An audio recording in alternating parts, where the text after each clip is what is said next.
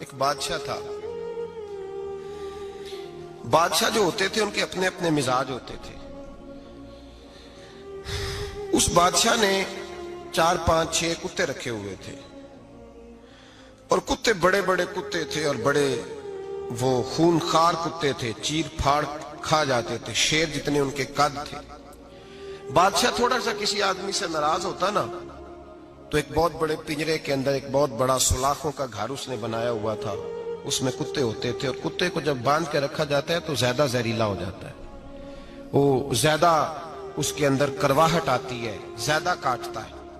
اس نے قید کیے ہوئے تھے. کتے تو بڑے زہریلے تھے. جس آدمی سے بادشاہ تھوڑا سا ناراض ہوتا نا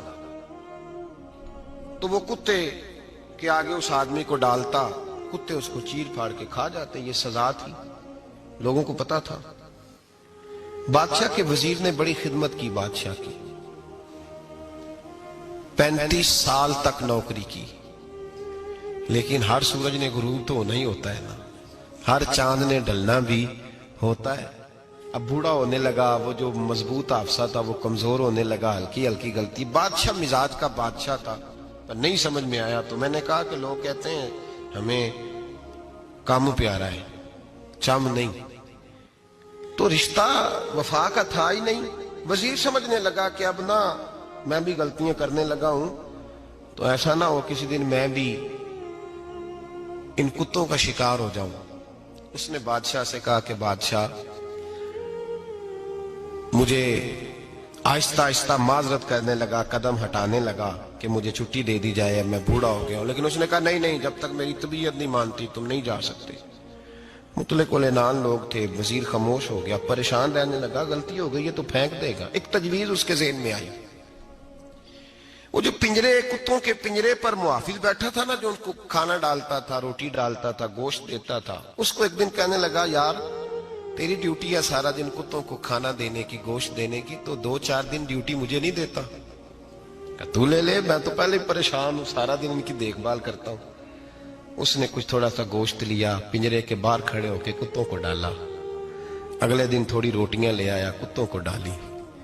2 4 دن, ہفتہ, مہینہ, سال بھر, جتنا اس کو موقع ملا وہ دن بھر خدمت کرتا. بس وقت ایک دن آ گیا,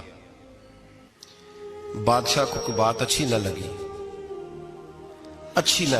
اس نے کہا اس بڈھے کو اٹھاؤ اور ڈالو کتوں کے پنجرے میں. ساری زندگی یہاں رہا, اسے ابھی تک نہیں پتا چلا میرے مزاج کا. جب اٹھا کے پنجرے میں ڈالا نا تو بجائے اس کے کہ کتے اسے کاٹ کھاتے, وہ اس کے پیر چومنے لگے.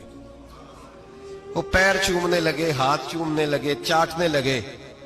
تو بادشاہ سامنے کھڑا تھا نظارہ دیکھنے کو کہ چیر پھاڑ کرتے تو خوش ہوا کرتا تھا. خونخوار درندے جیسی اس کی طبیعت ہو گئی. جب دیکھا وہ پیار کر رہے ہیں تو بادشاہ وزیر سے کہنے لگا یہ کیا ہے؟ تو وزیر رو پڑا, کہنے لگا تو سیاستدان تھا تو میں بھی سیاستدان تھا, ساری زندگی سیاست کی لیکن دنیا داروں کے ساتھ رہا, تو انجام یہ ہوا کہ مجھے اس پنجرے میں ڈال دیا گیا. دیکھ تو بہت بڑا سیانہ تھا اور میں بھی سمجھدار تھا, وزیر رہا, لیکن ہمارا روح کا رشتہ نہ بن سکا. ارے ہم سے تو یہ کتے ہی اچھے نکلے. تیری 40 35 سال خدمت کی تو نے کتوں کے آگے ڈال دیا. انہیں تو چند مہینے روٹی ڈالی ہے, میرے وفادار ہو گئے. چند مہینے روٹی, جنہ تنا وچ عشق نہ رچیا کتے نہ تھی چنگے. جنہ تنا وچ عشق نہ رچیا کتے نہ تھی چنگے.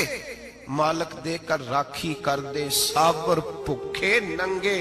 اور بابا بلے شاہ صاحب فرماتے ہیں تو راتی جاگے تے شیخ صدا میں, راتی جاگ دے کتے تے تیتھوں اتے مالک دا در مول نہ چھڑ دے.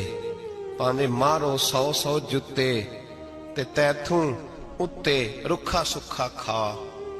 دنے جار رکھاں وچ ستے تیتھوں اتے ایک برکی دا قدر پچھانن. پاویں مالک ہو من ستے. ایک برکی دا اوپر کھڑے ہو کے کام نہیں کرانا پڑتا کہ میں کھڑا رہوں گا تو کام صحیح ہوگا, جاؤں گا تو نہ. ایک برکی دا قدر پچھانن پاویں مالک ہو من ستے. پھر اپنے آپ کو مخاطب کیا, کہنے لگے اٹھ بلیا, چل یار منا لے نہیں تے بازی لے گئے.